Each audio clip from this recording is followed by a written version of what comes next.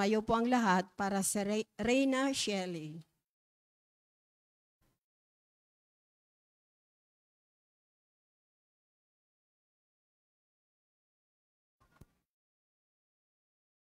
Sa ngalan ng Ama at ng Anak at ng Espiritu Santo. Amen.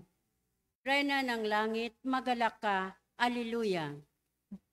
Sapagkat ang minarapat mong dalhin sa iyong sinapupunan, Alleluia, ay nabuhay na maguli na gaya ng kanyang sinabi. Alleluia. ipanalangin mo kami sa Diyos, Alleluia. Matuwa ka at magalak, O Birheng Maria. Alleluia. Sapagkat tunay na muling nabuhay ang Panginoon, Alleluia. Manalangin tayo. O Diyos, sa pamamagitan ng muling pagkabuhay ng iyong anak na si Jesucristong Panginoon namin, ay minarapat mong paligayahin ang mundo. Hinihiling namin sa iyo na alang-alang sa Birheng Maria na kanyang ina ay makamta namin ang kaligayahan sa buhay na walang hanggan. Sa pamamagitan ni Jesucristong aming Panginoon. Amen. Sa ngalan ng Ama at ng Anak at ng Espiritu Santo. Amen.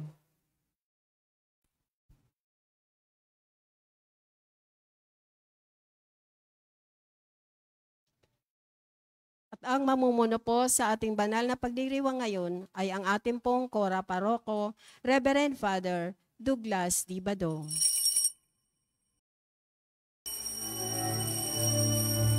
Purihin ng Panginoon, umawit ng kagalakan, at tugtugin ang gitara at ang kaaya-ayang lira. Ipan ninyo ang trumpeta, kaya Panginooy dinggin.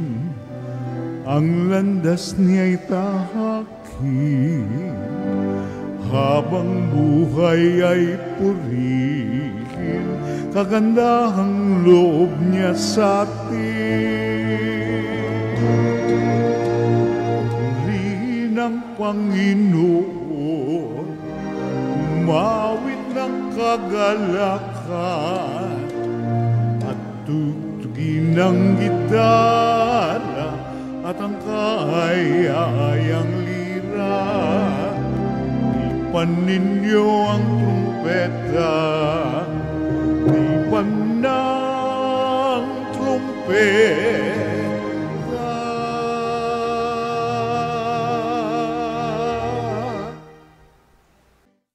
Sa ngalan ng Ama at ng Anak at ng Espiritu Santo. Amen. Ang pagpapala ng ating Panginoong Hesukristo, ang pag-ibig ng Diyos Ama, at ang makikipagkaisa ng Espiritu Santo naway sumainyong lahat. At sumaiyo rin. Mga kapatid, tinipon tayo bilang mga kaanib na angkan ng Diyos, kaya dumulog tayo sa maawaing Panginoong napapatawad ng lubos. Sinugong tagapagpagaling sa mga nagsisisi, Panginoon, kaawaan mo kami. Panginoon, kaawaan mo kami.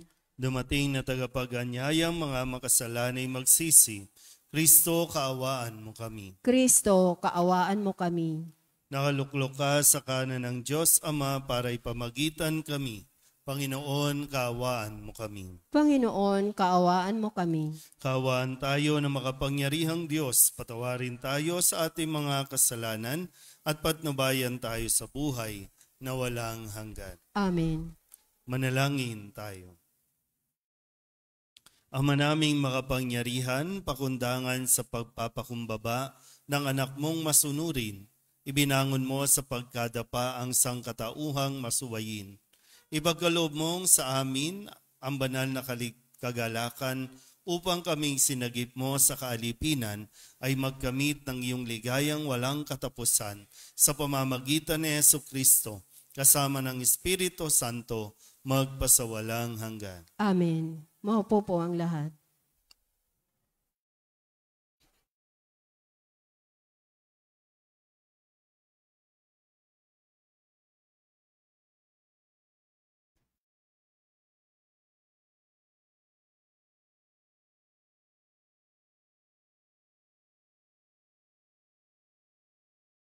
Pagbasa mula sa mga gawa ng mga apostol.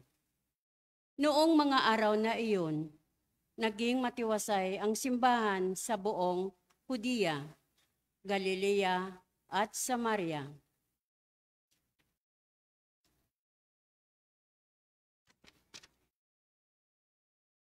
Noong mga araw na iyon, nabalitaan ng mga apostol at mga kapatid sa buong Hudiya na tinanggap din ng mga Hintil ang salita ng Diyos. Kaya't nang umahon si Pedro sa Jerusalem, siya'y pinuna ng mga kapatid na Hudyo.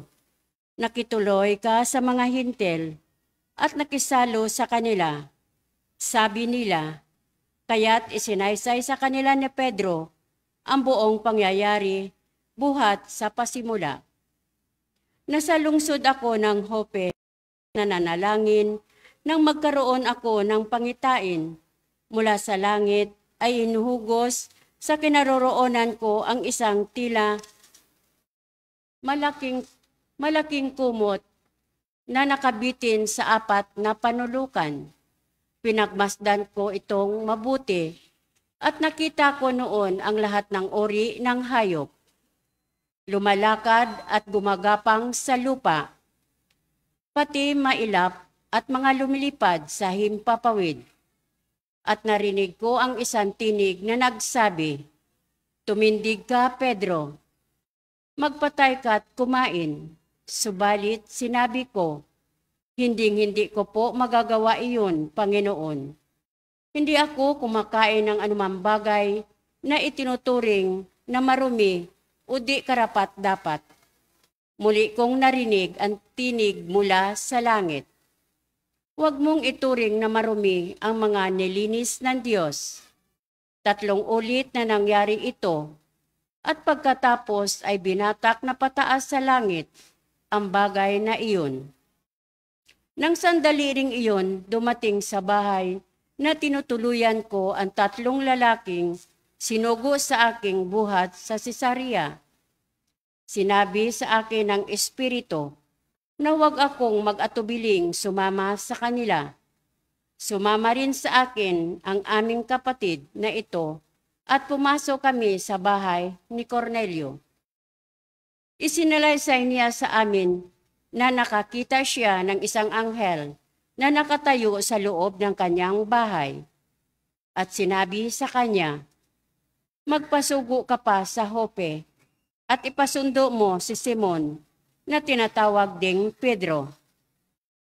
Sasabihin niya sa iyo ang tungkol sa ikaliligtas mo at iyong sambahayan." Nagsisimula pa lamang akong magsalita at bumaba na sa kanila ang Espiritu Santo, gaya ng pagkababa nito sa atin noong una. At naaalaala ko ang sinabi ng Panginoon, "Si Juan ay nagbibinyag sa tubig, ngunit bininyagan kayo sa Espiritu Santo." Kung binigyan sila ng Diyos ng kaloob na tulad na ibinigay niya sa atin nang manalig tayo sa Panginoong Hesukristo, sino akong hahadlang sa Diyos? Nang marinig nila ito, tumigil na sila sa pagpuna at sa halip ay nagpuri sa Diyos. Kung gayon, sabi nila, ang mga Hintil may binigyan din ng pagkakataong magsisit, magbagong buhay upang maligtas. Ang salita ng Diyos. Salamat sa Diyos. Salmong tugunan ang ating pong itutugon. Aking kinasasabikan ang Diyos na nabubuhay, tayo pong lahat. Aking kinasasabikan ang Diyos na nabubuhay. Kung paanong yaong batis ang hanap ng isang usa, gayon hinahanap ng Diyos ng uhaw kong kaluluwa. Tugon, Aking kinasasabikan ang Diyos na nabubuhay. nananabik ako sa Diyos, Diyos na buhay, walang iba. Kailan kaya maaring sa harap mo ay sumamba? Tugon, Aking kinasasabikan ang Diyos na nabubuhay. ang tutot ang liwanag, buhat sa iyo ay pakamtan, upang sa Siyon ay mabalik sa bundok mong dakong banal, sa bundok mong pinagpala at sa templo mong tirahan. Tugon, Aking kinasasabikan ang Diyos na nabubuhay. sa dambana mo, O Diyos, ako naman ay dudulog. Yamang galak at ligaya ang sa aking iyong dulot. Sa saliw ng aking alpay, magpupuri akong lubos. Buong lugod na aawit ako sa Diyos na aking Diyos. Tugon, Aking kinasasabikan ang Diyos na nabubuhay. Tumayo po ang lahat.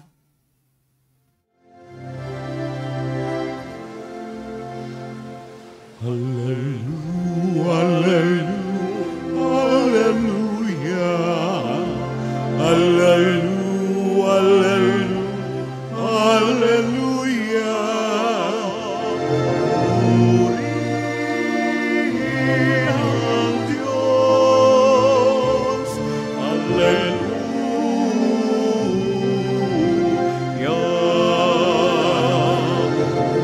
Purihin ang Diyos, hallelujah.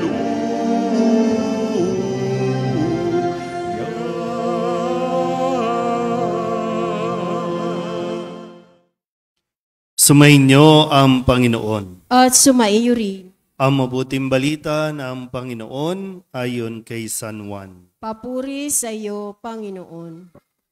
Noong panahong iyon, sinabi ni Jesus, tandaan ninyo ito, ang pumasok sa kulungan ng mga tupa nang hindi sa pinto nagdaraan, kundi umaakyat sa di dapat pagdaanan, ay magnanakaw at tulisan.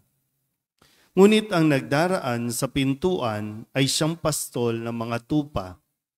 Pinapapasok siya ng bantay pinto at pinakikinggan ng mga tupa ang kanyang tinig.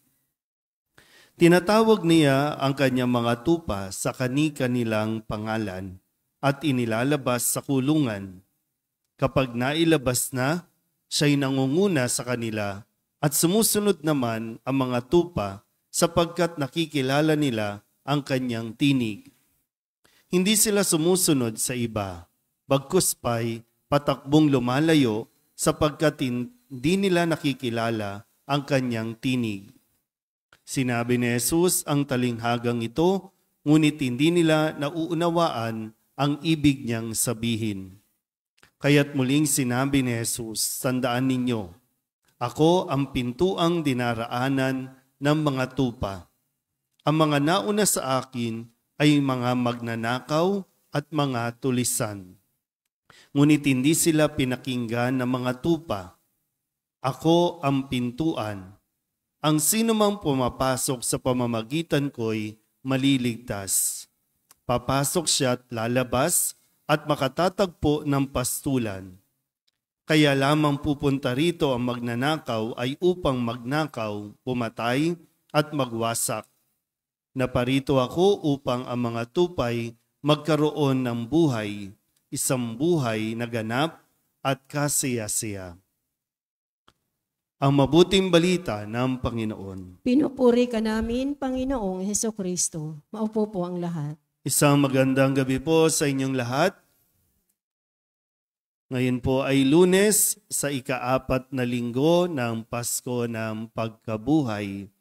At sa pagpapatuloy po, narinig natin kahapon sa pagdiriwang ng linggo ng mabuting pastol at ipinaliwanag sa atin ni Kristo na siya ang mabuting pastol at kung bakit siya naging mabuting pastol, yan ay dahil handa niyang ialay ang kanyang buhay para sa kanyang mga tupa.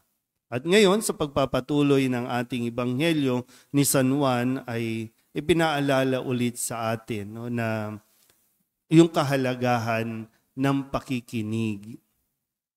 Ang Diyos, sa pamamagitan ng kanyang anak na si Jesus, ay laging nangungusap sa atin. At para mas maunawaan natin yung salita ng Diyos, gumagamit siya ng mga talinghaga, yung ugnayan o relasyon kung paano mas makaka-relate ang mga tao o ang kanyang mga tagapakinig. Kaya gumamit siya ng relasyon ng pastol sa kanyang tupa, yung kahalagahan na pumapasok sa tamang pintuan, yung kung ano yung nararapat. Ito yung ipinapaunawa niya sa atin. Pero bakit nga ba marami pa rin sa atin ang naliligaw? Marami pa rin sa atin ang nalilito o hindi alam talaga kung ano ang pananampalataya natin. Kasi basic po, no? Bagamat malaking tulong yung ma-memorize mo, yung mga debosyon, yung mga dasal, yung rosaryo, malaking tulong po yan. Pero aanhin mo yan kung hindi mo naman napapakinggan ang tinig ni Jesus. Kaya nga sabi, napakadaling maligaw ng iba na pag may nagsalita lang, pumupunta, sumusunod. Marami nang nagpapakilala na sila sila yung talagang pastor, sila yung talagang anak ng Diyos, sinugo ng Diyos, nagbigay lang ng pahayag lang ng salita ng Diyos, sila na yung appointed, sila na yung leader, sila na yung sinugo. At marami, no? Magtataka ka rin eh. Marami ang followers, marami ang nagiging miyembro ng kanilang itinatayong kulto o kaya naman ng simbahan o komunidad. Marami dyan mga Katoliko eh. Pero bakit naliligaw? Bakit sinusundan yon? Nagkukulang ba o nagkulang ba si Jesus sa kanyang pakikipag-usap sa kanyang mga tupa? O yung mga tupa ang nagkulang makinig. Di ba po, no? Sa relasyon natin, ano ba, sa mga magulang at sa mga anak, di ba, kapag parating nakikinig ang anak o parating napapakinggan ng anak yung boses ng kanyang magulang o kung sino mang guardian o mga kanilang sinusundan, di ba minsan pag kayo po, isang sit-sit nyo lang, alam na nila na kayo ang tumawag. Kahit yung kapag nasa crowd kayo, nasa palengke o kung ano man, pag nagsalita ka, maririnig eh. Kasi sanay. Nasasanay sa boses, nasasanay sa mannerism, sa paano magbigkas, paano tawagin ang pangalan natin kasi nakikinig. Lalo pa kapag bata, di ba, yung sanggol, kaya mahalaga po yung kinakausap ng mga magulang, yung bata habang sanggol pa, yung malapit sa tenga. Kaya kapag nagsalita, yung paparating ka pa lang, narinig pa lang, kahit nga yabag pa lang ng paa mo eh. Alam na, tatakbo na yan, no, sasalubungin ka na yan.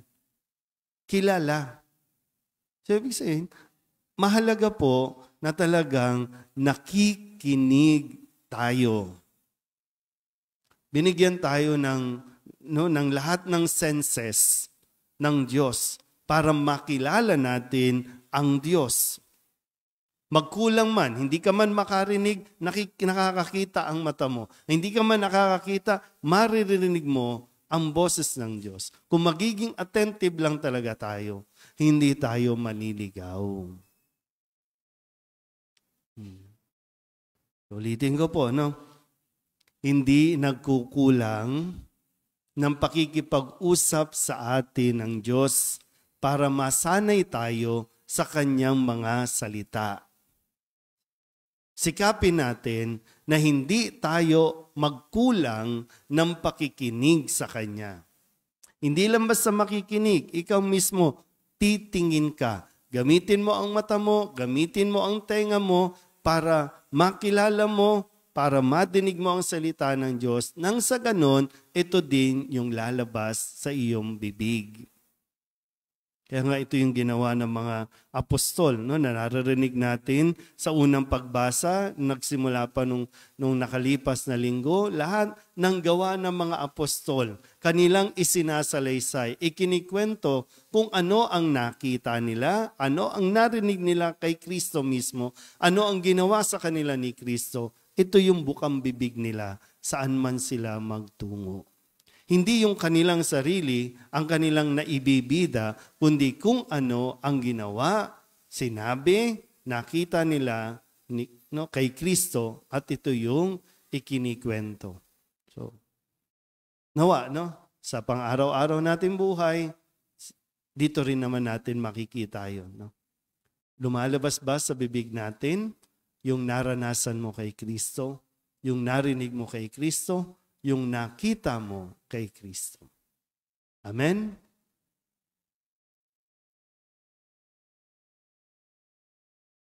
Ang Panginoon ang mabuting pastol na nakakakilala sa mga kabilang sa kanyang kawan sa kani-kanilang pangalan.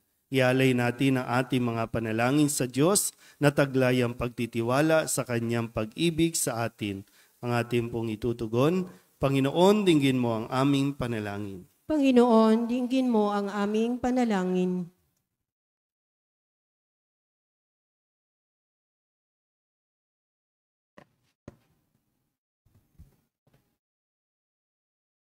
Ang Santo Papa, ang pastol na hinirang ng Diyos, naway gabayan tayo sa matuwid na daan. Manalangin tayo sa Panginoon. Panginoon, dinggin mo ang aming panalangin. Ang mga mananampalatayang Kristiyano, naway maging iisang kawan na nasa pangangalaga ng iisang pastol. Manalangin tayo sa Panginoon. Panginoon, dinggin mo ang aming panalangin. Ang mga kabataan, naway magkaroon ng buhay at lubos na magkaroon din nito sa pamamagitan ng katapatan at mabuting pastol. Manalangin tayo sa Panginoon. Panginoon, dinggin mo ang aming panalangin. Ang mga may sakit at mga nagdurusa, naway magtiwala kay Jesus, ang mabuting pastol na dumating upang iligtas ang mga nawawalang tupa. Manalangin tayo sa Panginoon. Panginoon, dinggin mo ang aming panalangin. Ang mga yumao, naway makapasok sa pintuan ng kulungan ng mga tupa at magdiwang kasama ng pastol at bantay ng kanilang mga kaluluwa. Manalangin tayo sa Panginoon. Panginoon, dinggin mo ang aming panalangin. Idulog din natin sa Panginoon ang ating mga personal na kahilingan at mga panalangin para sa ating mga pamilya. Kasama ang mga kahilingan ng mga nanonood sa online. Lahat ng mga misang pasasalamat, special na intensyon, agarang paggaling ng mga may sakit, at ang lahat ng mga kaluluwa na hinihiling na ipagdasal sa misang ito.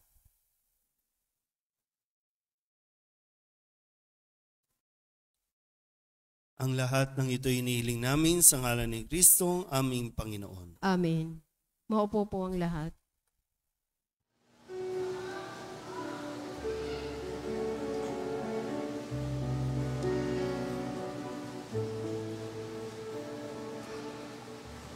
Panginoon, aming alay, itong anak at tinapay sa altar mo.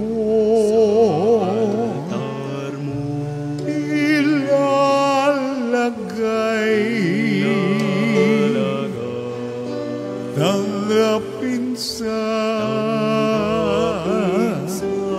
iyong kamay.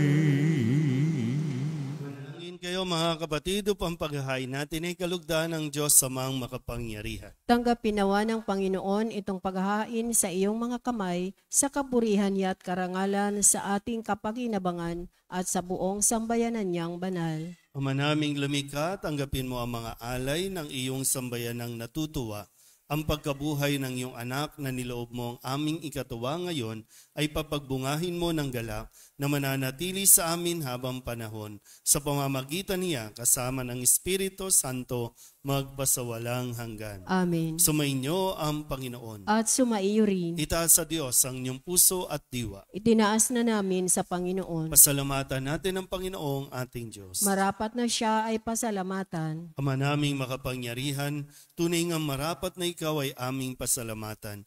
Ngayong ipinagdiriwang ang paghahain ng Mesiyas, ang maamong tupa na tumubos sa aming lahat. Siya'y talagang maaasahan at ang katapatan niya sa pananagutan ay siyang bumago sa dating pamumuhay sa sangkatauhang namihasa sa pagkasalawahan. Ang dangal ng tao ay ganap na itinampok upang mamana namin sa pakikipagkapatid kay Jesus. Kaya kaysa ng mga anghel ng sisiawin ng papuri sa iyo, nang walang humpay sa kalangitan, kami nagbubunyi sa iyong kadakilaan.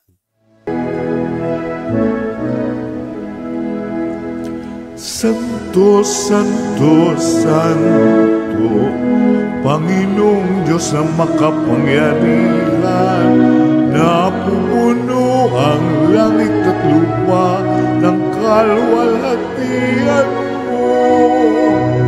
Hosana sa kaitaasan, pinagpala ang naparirito sa ngalan ng Panginoon.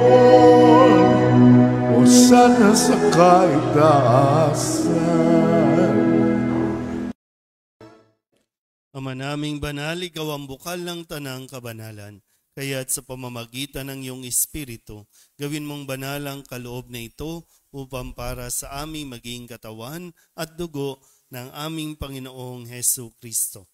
Bago niya pinagtiis ang kusang loob na maging handog, hinawakan niya ang tinapay, pinasalamatan kaniya, pinaghati-hati niya iyon, iniabot sa kanyang mga alagad at sinabi, tanggapin ninyong lahat ito at kanin, ito ang aking katawan na ihahandog para sa inyo.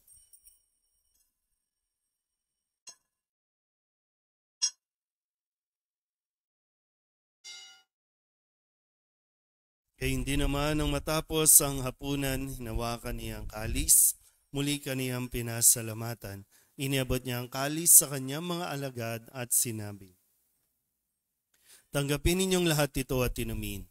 Ito ang kalis ng aking dugo, ng bago at walang hanggang tipan. Ang aking dugo na ibubuhos para sa inyo at para sa lahat sa kapagpapatawad ng mga kasalanan. Gawin ninyo ito sa pag-alaala sa akin.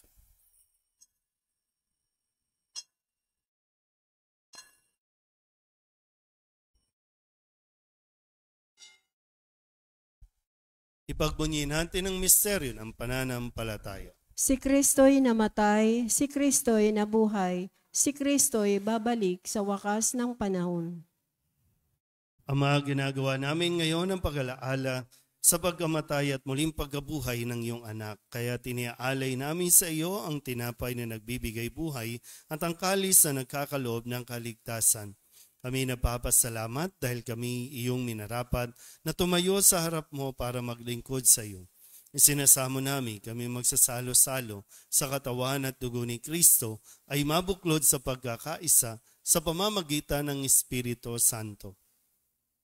Ama, lingapin mo ang iyong simbahang laganap sa buong daigdig. Puspusin mo kami sa pag-ibig kaysa ni Francisco na aming Papa at ni Jose na aming Obispo at ng Tanang Kaparian. Alalahanin mo si Rosalie na tinawag mo mula sa daigdig na ito. Nung siya'y bininyagan siya'y nakaisa ni Kristo sa pagkamatay. Ngayong siya'y pumanaw, naway makaisa sa ni Kristo sa pagkabuhay. Alalahanin mo rin ang mga kapatid naming nahimlay na may pag-asang sila'y muling mabubuhay, gayon din ang lahat ng mga pumanaw. Hawaan mo sila at patuloyin sa iyong kaliwanagan. Kawaan mo at pagindapating kaming lahat na makasalo sa iyong buhay na walang wakas.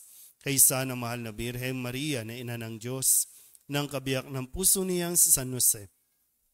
Kaysa ng mga apostol at ng lahat ng mga banal na namuhay dito sa daigdig na kalugod-lugod sa iyo, may pagdiwang nawa namin ang papupuri sa ikararangal mo sa pamamagitan ng iyong anak na aming Panginoong Hesu Kristo. Sa pamamagitan ni Kristo, kasama niya at sa Kanya, Ang lahat ng parangal at papuri ay sa iyo, Diyos Amang makapangyarihan, kasama ng Espiritu Santo, magpasawalang hanggan. Amen. Amen. Amen.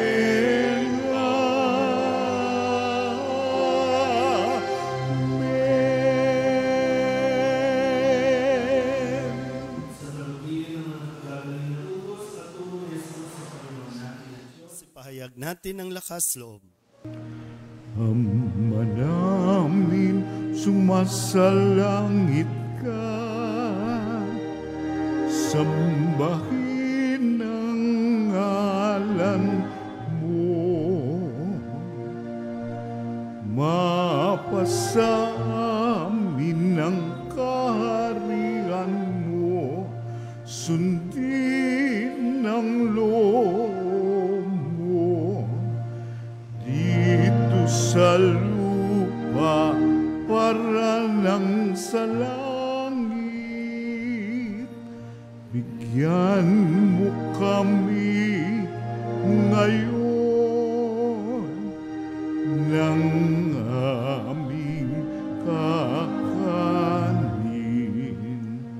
sa araw-araw, at patawarin mo kami sa aming mga sala, para ng pagpapatawad namin sa nagkakasala sa amin. At huwag mo kaming ipahintulot sa tukso, at diadya mo kami sa lahat ng masama. Hinihiling namin kami iadya sa lahat ng masama, pagkalooban ng kapayapaan araw-araw, iligtas sa kasalanan at ilayo sa lahat ng kapahamakan. Samantalang aming pinananabikan ang dakilang araw ng pagpapahayag ng tagapagligtas naming si Jesucristo. Sapagkat iyo ang kaharian at ang kapangyarihan at ang kapurihan magpakailanman. Amen. Panginoong Jesucristo, sinabi mo sa iyong mga apostol, kapayapaan ang iniiwan ko sa inyo, ang aking kapayapaan ang binibigay ko sa inyo. Tunghayan mo ang aming pananampalataya at huwag ang aming mga pagkakasala. Pagkalooban mo kami ng kapayapaan at pagkakaisa ayon sa iyong kalooban, kasama ng Espiritu Santo, magpasawalang hanggan. Amen. Ang kapayapaan ng Panginoon ay laging sumainyo. At sumaiyo rin. Magbigayin po tayo ng kapayapaan sa isa't isa.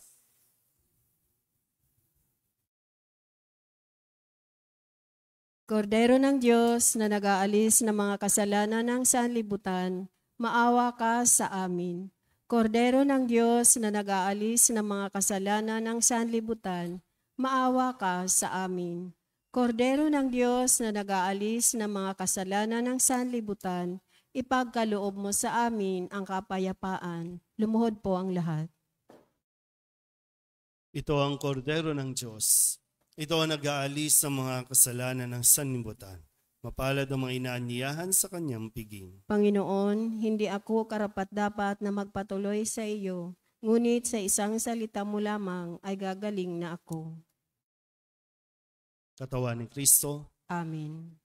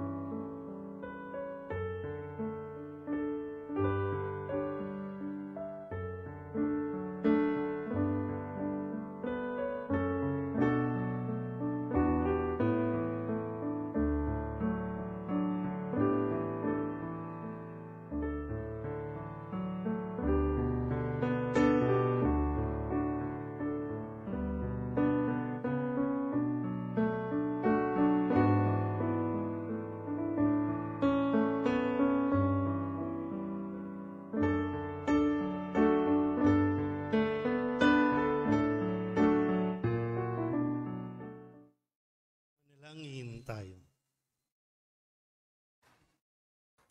Ama naming mapagmahal, tunghayan mo at lingapin ang iyong sambayanan na minarapat mong makinabang sa piging na pang magpakailanman. Ipagkaloob mong kami maluwalhating makarating sa pagkabuhay na magtatampok sa amin sa iyong piling. Sa pamamagitan ni Jesucristo, kasama ng Espiritu Santo, magpasawalang hanggan. Amen. Sa Huwebes po, April 25 ay anniversary ng El Shaddai chapter dito sa ating parokya.